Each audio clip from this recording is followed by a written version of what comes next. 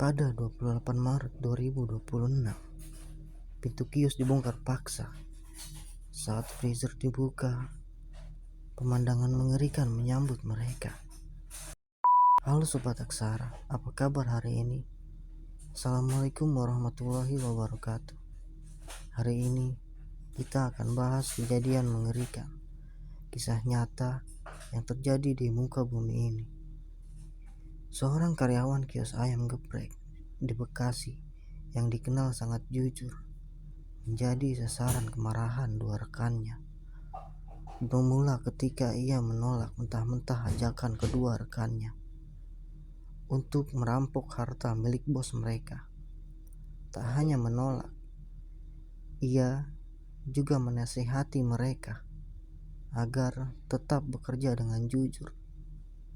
Khawatir kejujuran Hamid akan membongkar niat jahat mereka, S dan DS memutuskan untuk menghabisi nyawa Hamid.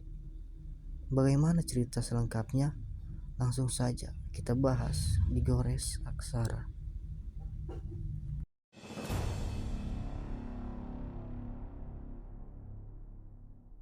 Pemirsa, polisi mengungkap 2 orang terduga pelaku pembunuhan karyawan ayam geprek di Kabupaten Bekasi, Jawa Barat. Korban ditemukan di mutilasi dan disimpan dalam freezer dalam kios ayam. Sebelum kita mulai ke ceritanya, jangan lupa untuk subscribe channel ini dan bagikan video ini ke teman-teman kalian. Cerita ini dibuat oleh berita yang sudah beredar dan diterbitkan oleh beberapa media publik yang disajikan dan dirangkum dalam bentuk cerita. Langsung aja kita bahas ceritanya. Di sebuah sudut perumahan Mega Regensi, Serang Baru, Kabupaten Bekasi, hidup seorang pria berusia 39 tahun bernama Abdul Hamid. Setiap hari, ia mendedikasikan hidupnya sebagai karyawan di sebuah kios ayam geprek. Di mata sang pemilik, Hamid adalah tangan kanan yang tak tergantikan. Rajin, santun, dan yang paling utama, jujur. Namun, di balik aroma ayam goreng yang gurih, sebuah badai sedang berkecamuk di dalam hati dua rekan kerjanya, S dan DS. Suatu sore, suasana kios yang biasanya hangat berubah menjadi dingin.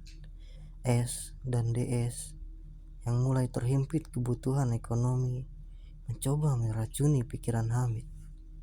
Mereka berbisik tentang rencana besar, mencuri sepeda motor dan uang hasil penjualan milik bos mereka. Kita ambil saja, Hamid. Bos tidak akan sadar secepat itu. Mungkin begitu rayuan mereka. Namun, Hamid bukanlah pria yang bisa dibeli. Dengan tegas, ia menolak. Bukan sekadar menggeleng. Hamid justru memberikan nasihat agar rekan-rekannya kembali ke jalan yang benar. Baginya, bekerja jujur adalah harga mati. Penolakan ini menciptakan dinding tebal.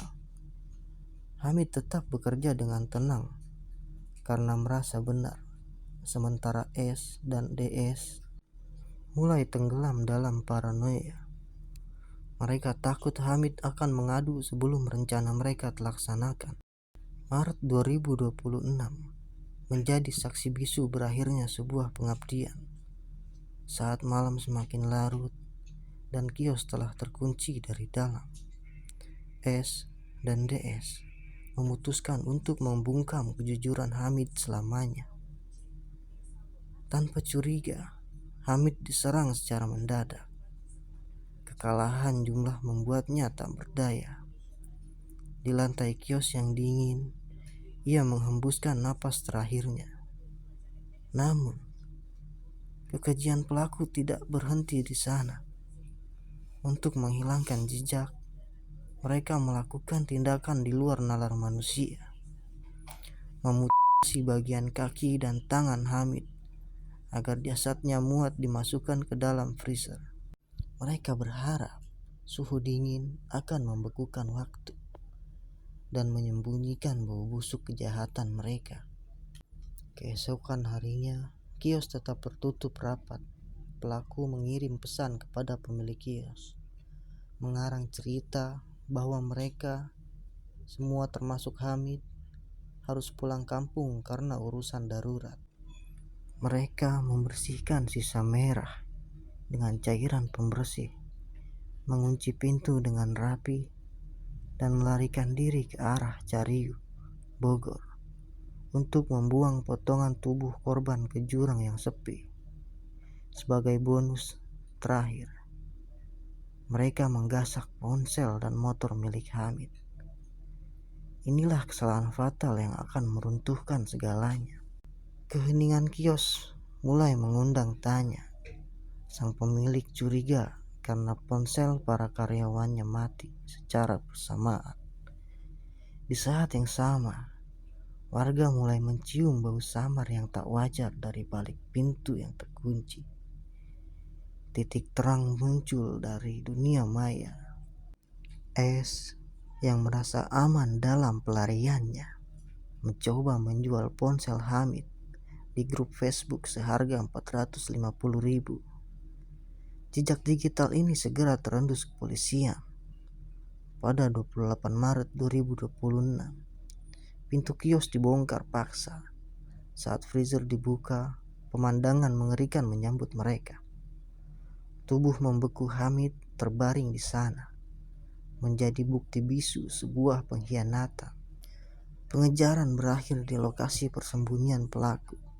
S dan DS ditangkap, menyusul penadah ponsel berinisial A. Melalui pengakuan para pelaku, potongan tubuh yang dibuang di Bogor pun berhasil ditemukan. Setelah proses autopsi di RS Polri Kramat Jati yang penuh haru, jasad Hamid akhirnya disatukan kembali secara medis. Pada awal April 2026, ia dipulangkan ke kampung halamannya dalam balutan kain kafan yang putih, seputih integritas yang ia jaga hingga napas terakhir. Abdul Hamid kini beristirahat dengan tenang sebagai pahlawan kejujuran. Sementara itu, S dan DS harus menghadapi bayang-bayang pasal 340 KUHP dengan ancaman pidana mati. Sebuah pengingat keras bahwa satu kejahatan untuk menutupi kesalahan lain hanya akan berujung pada kehancuran yang mutlak.